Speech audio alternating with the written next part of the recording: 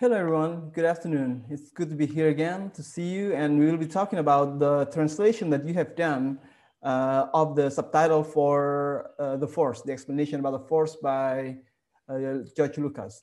Okay, in this video, I will be showing you the good things that I have found from your translation and some things that you can improve from the translation, and also some of the points that I hope you can take away for later when you translate something else, and you will be translating something else soon.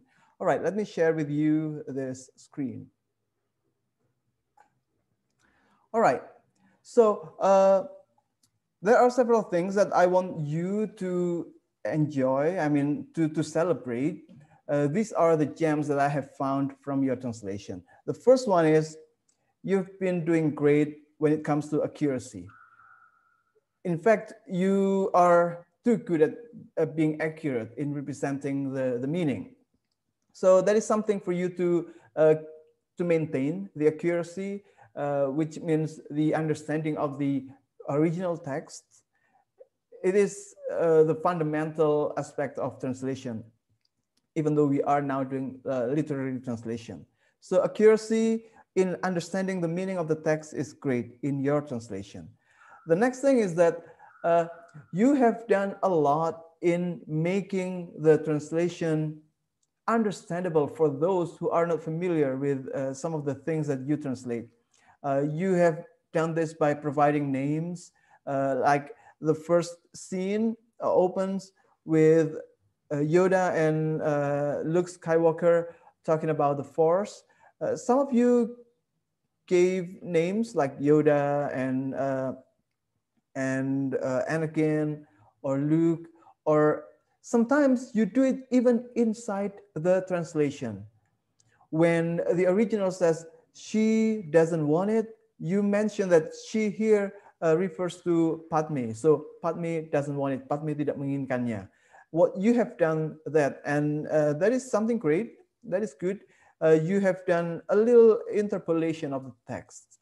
And the third thing is that some of you have used the right markers.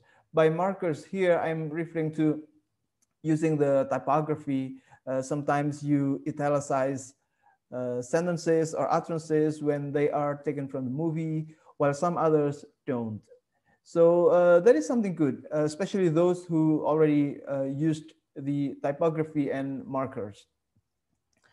Yeah, sorry, I mentioned about typography earlier, but actually typography here can be seen as markers. And by marker here, I mean, you show like not clear or illegible, something that you cannot hear clearly. So you say that unclear or what is the word that you used? I think it's illegible or basically if there is something that is not clear or there is a pause, you use those markers. And the markers are important for especially those with deafness, those who cannot hear what the movie actually has. Then it helps them see that, oh, okay, this is the part when something happens but without any words. So that's good. Now, other than these gems, there are things that I deducted from your translation that I believe you can keep improving or you can use in the next projects. Okay. So here are the points to note. First one is that we need to realize that when people want to watch the movie, they do want to enjoy it. What they want to see is the entire movie, not just the translation. Okay. Just realize that people come to the theaters to see the movie. That's the most important thing. No matter, except if you invite your parents to watch the movie because you have translated the subtitle, that's a different story. But here we're talking about most people. Most people go to the theater to enjoy the movie. And we also need to realize that we try to help people who don't have access to English. We help them to enjoy the movie, and when we realize that we have to ignore those who might judge our translation because it might not be accurate, it might not be very faithful to the original. Our genuine readers, those who come to watch the movie, they don't really judge our translation unless it sounds clunky. It doesn't sound like a natural Indonesian text. Then they will say, I don't like the translation. But as long as they can understand the translation, then they won't judge you. Those who judge you or the translation judges are people who understand English and read the translation. We're not catering to those people, to be honest. We try to help people who don't have access to English to enjoy the movie. So those are two different things. And when you realize that you help people who don't have access to English, then you should ignore judgments by others. You shouldn't be afraid of making, I would say, maneuvers in translating the text to be able to be enjoyed by people. All right. And if you already get the second idea, then you can start going into the next stage, which is the ability or the brevity to represent meaning briefly. Why is it important? It's important because movies or interviews, these are usually spoken in daily language. Okay, when we talk about daily language, sometimes people speak fast, and sometimes people speak slowly, and if we realize that there might be situations when there are too many words to be presented to the audience while there are physiological restrictions, then you really need to be able to summarize or to represent the ideas spoken by the actors more briefly so that it can still be captured meaning wise while it is not overwhelming. By overwhelming here, I mean when there are too many words on the text on the screen, and when there are too many characters while the time window is very short, then they cannot really read it, right? Why would you translate something accurately with so many words if people cannot eventually read it unless they stop it? And in movie theaters, people do not really stop, right? Well, people cannot stop at all.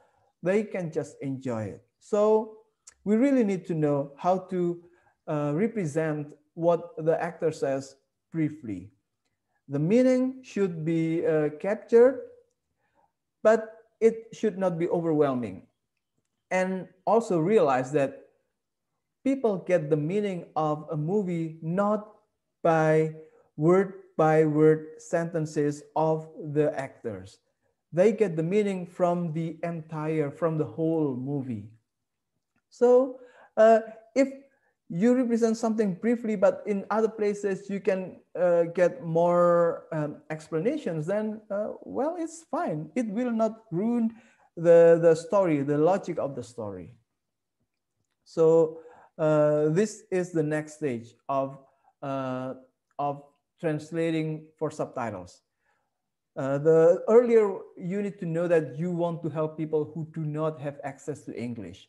And now, if you realize that and you are not afraid of being judged by translation judges, then you know that there are moments when you need to represent meaning briefly. You need to summarize or paraphrase, okay?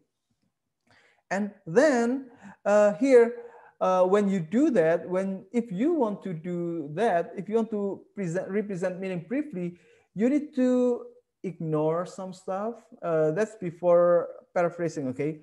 You need to ignore elements that are not essential, like when somebody says, I mean, you know, ultimately, eventually, these are Well, these are meaningful, but not essential in the conversation. These are things that you can ignore and go straight to the meat of the sentence, go straight to the core of the sentence. So that's something you can do. And again, these are all related to the physiological restriction in audiovisual translation. People cannot really read more than 76 characters within a brief span, within a brief time window. Okay. If and in addition to this, we are not supposed to give more than 2 lines of translation or subtitle in one screen. What will end up happening is that people will not read the translation or the subtitle if you give more than 2 lines. And this is related to parts when, in our case, George Lucas says something very fast. I will give you an example on how to shorten this long sentence into only 2 lines. Okay, let us now go to the next one is that if you feel that you do not understand some stuff and you misinterpret things, or if later on I give you an example of how you can say something differently, just realize that our sensitivity to English, our mastery of the language will keep improving with time, okay? What you know now or what you do not know now, you might master within a year if you keep, if you don't stop improving your English, of course. So I wouldn't worry too much about inaccuracy of translation, or I do not worry too much about you missing certain points when it comes to meaning, because you are still, well, I can say you are now semester 5. You have years and years to come, and you will keep improving, I assume. So I wouldn't worry about meaning. What I want to emphasize more here is the method to approach the translation. And here, the method includes understanding the core, our role as an audiovisual translator, and to know that we can do certain things, but there are also certain things that we are not supposed to do. And they are, for example, related to the physiological restrictions. And last, dictionary is our helper. It is related to my earlier point here. And this is related to the word capsule in the translation. George Lucas says that what he is reading is actually taken from episode 1. And episode 1 is the capsule of things that Yoda says in episode 5. Capsule here, of course, it can mean the capsule pill. It can mean a lot of things wrapped into one. And in the dictionary, if you go there, you will actually find that capsule here means an abstraction or a summary of a lot of things. So if you use ringkasan for capsule, it is correct. If you use abstraksi, it is correct. Or if you use inti, it is also correct. But please do not use capsule, because in Indonesian, the word capsule means, you know, capsule, obat, right? And that's not what George Lucas wants to say. All right, next, we will go to some examples. But before going there, I want to talk about, oh yeah, this is just some examples of things you can ignore. In essential words like I mean, or no, ultimately, these are words that give tones, give depth of meaning, but in audiovisual translation, especially in the translation of a movie, readers do not actually need the depth of meaning. And depth will only halt the enjoyment of the movie. Depth can be obtained in watching movies by understanding the entire movie. And if later you want to go deeper by going into a scene by scene, then it's a different story. Now, what I want to told you earlier was that the word the force. How do we translate the force? All of you unanimously used the force, even in Indonesian. Some with the, some with without the, only force, and some others they prefer to use force but italicized. If you see, if you see the website, the web page I gave you yesterday, you might find that in other languages, the word the force has been translated into local terms. Like in German, they use the word Macht or power, Tenaga. In Spanish, they use the word Forza. And in French, they use the word, what? Forza? I don't remember. Basically, the force here can be translated into other languages. And it is not impossible for you to translate it into Indonesian. In Indonesian, if you want, you can translate it as daya, which is something that you understand. This is the translation of force as well in physics. And it fits well, fine. Daya, like the force, daya, two syllables, they are all two syllables. The force and daya, yeah, okay, two syllables, so that's fine. Or if you want to go all religious, you can actually translate it into kuasa, just like the word force can be translated as tenaga, daya, and daya can also be interpreted as kuasa. So you can say that the force here can be yang kuasa or sang kuasa, because basically it means the same. It's the power in the universe that gives life to everything. And that's like the idea of God, right? And here, however, the idea of divinity of the force here is different from the idea of the divine in Judeo-Christian and Muslim tradition, which is represented as by one substance. Some religions use a male representation, while some other just substance without gender or being. That's a bit different. But if you translate it as sang kuasa or yang kuasa, I don't think it is. I don't think it violates the meaning. It's the same. I have found sources in which there's a statement that the force was like the idea of God in the 70s, which was considered different than the idea of God in the Judeo-Christian tradition.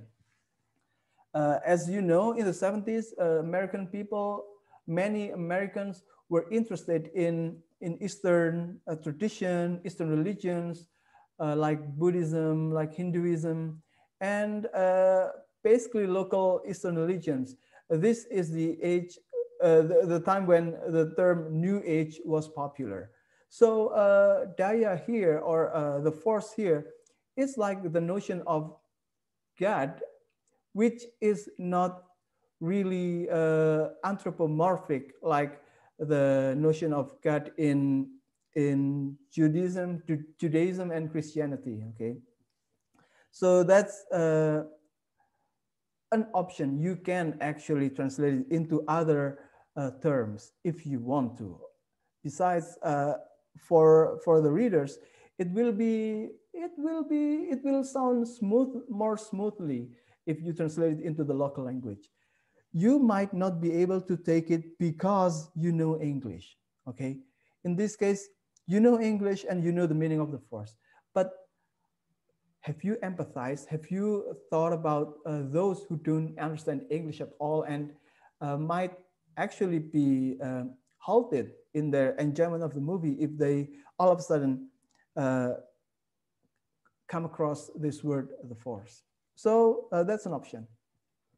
And now let me give you an example of how to simplify a long statement into a shorter statement.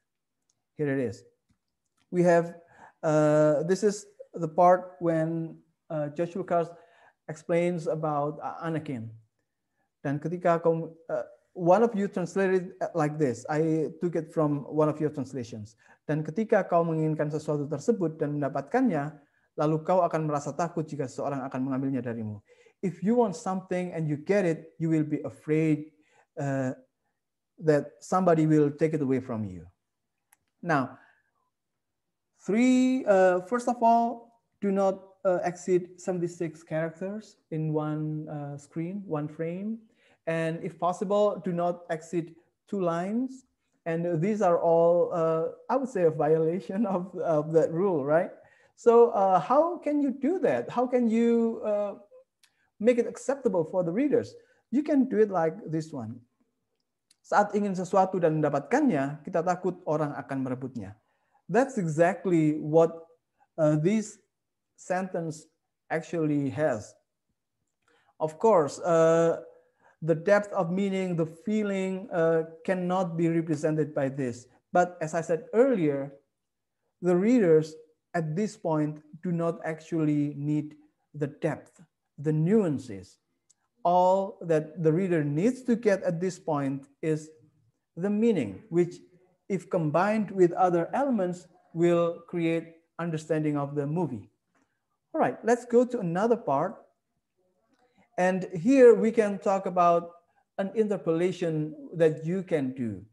This is one example. This thing about the force, this is at the beginning of Lucas's explanation of the force. This thing about the force, you can, it will be clunky if you translate it as hal tentang the force ini, atau hal ini tentang the force. It will be clunky and it will not be natural. So what can you do? You can actually interpolate by paraphrasing the thing or interpreting what the thing here means. And to do that, you can say penjelasan tentang daya ini. So basically, you are spoon feeding your audience here by making this thing, which is ambiguous, into something clear with penjelasan. That's okay. Sometimes you have to do that. The point again is to help the audience enjoy the movie. And now, again, you need to imagine your audience. Your audience are people who want to get into the work, who want to enjoy the movie, who at this point only need your help to understand what the actors or the actresses here say. Now, this is a very long sentence, and George Lucas says it very quickly. He says, if I can do that, I can be the emperor. If I can do that, I can be the emperor of the universe. If I can get rid of the emperor, I can do like the emperor, blah, blah, blah, and so on. I can do everything the way I want. These 3 asterisks, I use them because to be honest, I couldn't grasp what George Lucas there has to say. But I get the meaning. What he means to say is that if Anakin can be the emperor of the universe, he can get rid of the emperor. And if he can get rid of the emperor, he can do everything the way he wants it. So how do I translate it into not more than 76 characters and not more than 2 lines? Here's how I would suggest doing it. Jika bisa melakukannya, aku bisa kuasai dunia dan bisa apa saja semauku. This is all the audience needs to know. All right? If you insist on doing exactly like what George Lucas says, you will get the meaning. You will get the details. But that's not what the audience needs and what the audience wants. Okay? Again, here, what you need is to help the audience. And if you remember, one of the earliest theories about literary translation, here you will be doing what people call as the targeteers. You want to focus on the target audience. You want to help the target audience enjoy the work. You are not a sorcerer. You are not siding with the source to maintain the meaning, to keep all the depth, because it's not what it is for, okay? In a general theory of translation, we know something called the Scopus theory. The Scopus theory says that our translation should align with what it is for, should align with the purpose of the translation.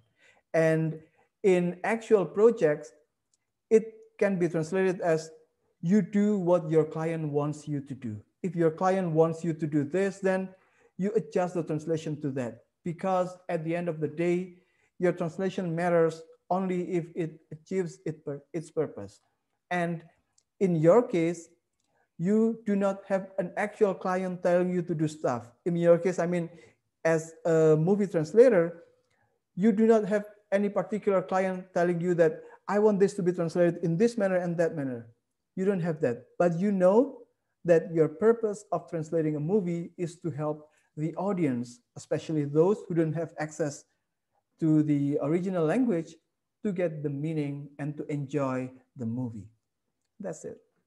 So hopefully, after realizing that this is what your audience wants, then you can try to excavate the meaning. You go deep into the meaning and get the core and provide the core to the audience, not the entire thing. That's why I like to use the word excavate or excavasi when it comes to translating literary works or songs. If you know, I told you earlier that I have a book called Excavasi, which means I go deep into the core of a song and provide something that might look like poetry. All right, so that's all I had to say about your translation. Great job with the translation, but still you need to improve some things here and there to make the translation more help the audience better. That's all we need, right? So with that, I wanted to tell you that your first assignment is to revise the translation. And I hope it will not take too long for you to revise the translation, because you have done the draft and you only need to revise only some parts. All right, everyone. Thank you very much. I'll see you later.